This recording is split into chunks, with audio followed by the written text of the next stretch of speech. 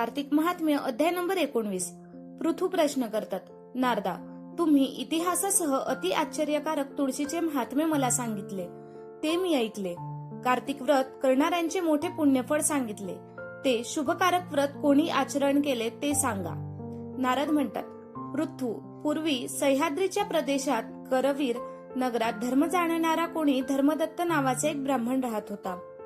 तो नेहमी विष्णुव्रत करणारा, विष्णूंचे पूजेत निमग्न असणारा, द्वादशाक्षरी वासुदेव मंत्राचा जप करणारा व अतिथींचा आदर करणारा असा होता.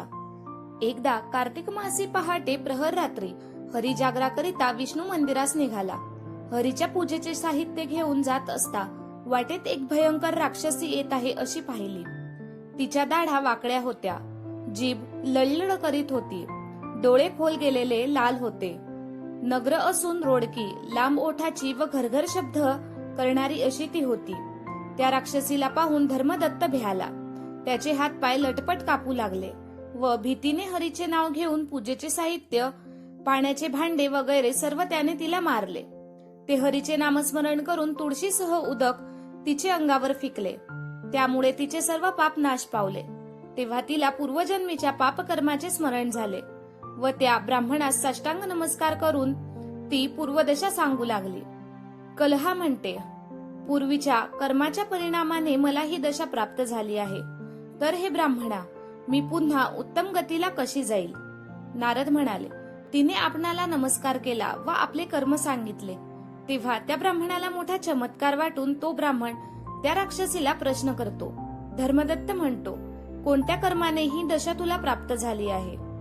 तू कोठली व कोण? तुझे शील काय आहे हे मला सांग. कलहा म्हणाली, हे ब्राह्मणा, सौराष्ट्र नगरामध्ये भिक्षू नावाचा एक ब्राह्मण होता. त्याची मी बायको. माझे नाव कलहा. मी मोठी निष्ठुर होते. मी कधीही पतीला गोड बोलून देखील समाधान दिले नाही व त्याने सांगितले तरी त्याला मिष्टान करून घातले नाही. मी मोठी भांडखोर असल्यामुळे तो मला भिवून नेहमी उदास होता. तेव्हा मला कंटाळून दुसरी बायको करावी असा त्याने बेत केला. तेव्हा मी विष खाऊन प्राणत्याग केला. मग यमाचे दूतांनी मला बांधून मारीत मारीत यमापुढे नेले. यमाने मला पाहताच चित्रगुप्ताला विचारले. यम म्हणाला, चित्रगुप्ता, हिने काय कर्मे केली आहेत ती पहा. त्या कर्मांप्रमाणे शुभ किंवा अशुभ फळ तिला मिळेल. कलहा म्हणते, तेव्हा चित्रगुप्त माझी निर्भत्सना करून म्हणाला. चित्रगुप्त म्हणाला, हिने शुभ कर्म तर काहीच केलं नाही. नवऱ्याला न देता आपणच गोड गोड अन्न खात होती, म्हणून वटवाघुळीच्या नीच योनीमध्ये आपली विष्ठा खाणारी ही व्हावी. ही नवऱ्याचा द्वेष करून नित्य त्याशी भांडण करत होती, म्हणून विष्ठा खाणारी डुकर योनी तिला प्राप्त व्हावी.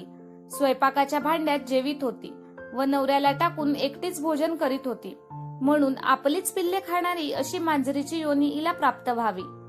पतीच्या उद्देशाने तिने आत्मघात केला, म्हणून अतिनिंद्य अशा पिशाच्च योनीत तिने राहावे, म्हणून तिला यमदूतांनी निर्जल मारवड देशात सोडावी. तेथे तिने बहुत काळ पिशाच्च योनीत राहून नंतर तिने 3 प्रकारचे अशुभ वटवाघूळ, मांजर व डुक्कर असे जन्म घ्यावे. कलहा म्हणाले, ती मी 500 वर्ष या प्रेतदेहामध्ये आहे. आपल्या कर्माने भूक व तहान यांनी पीडित फार दुःखित अशी आहे.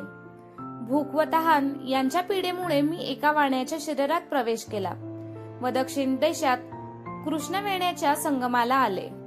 कृष्णवेणीच्या तीराला येते इतक्यात शिव व विष्णू यांच्या दूतांनी मला त्या वाण्याच्या शरीरातून जबरदस्तीने ओढून लांब टाकले. तेव्हा मी श्रद्धेने पीडित असता ब्राह्मण मला तुझे दर्शन झाले. तुझ्या हातातील तुळशीच्या उदकाने माझे सर्व पाप गेले. हे विपेद्रा, आता काय करणे ते कर, म्हणजे पुढे भोगाव्या लागणाऱ्या 3 योनी व हा प्रेतदेह यांपासून माझी मुक्तता होईल. तो श्रेष्ठ ब्राह्मण असे. ते कलहाचे भाषण ऐकून तिच्या कर्मपाकाच्या फलाने तिला प्राप्त झालेले दुःख पाहून विस्मित व दुःखित झाला.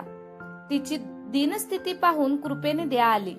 त्यामुळे चित्तवृत्ती चंचल झाल्या कारणाने बराच वेळ विचार करून तो ब्राह्मण दुःखित अंतःकरणाने बोलू लागला. इति श्री पद्मपुराणे कार्तिक महात्म्य 19 अध्याय समाप्त. धन्यवाद.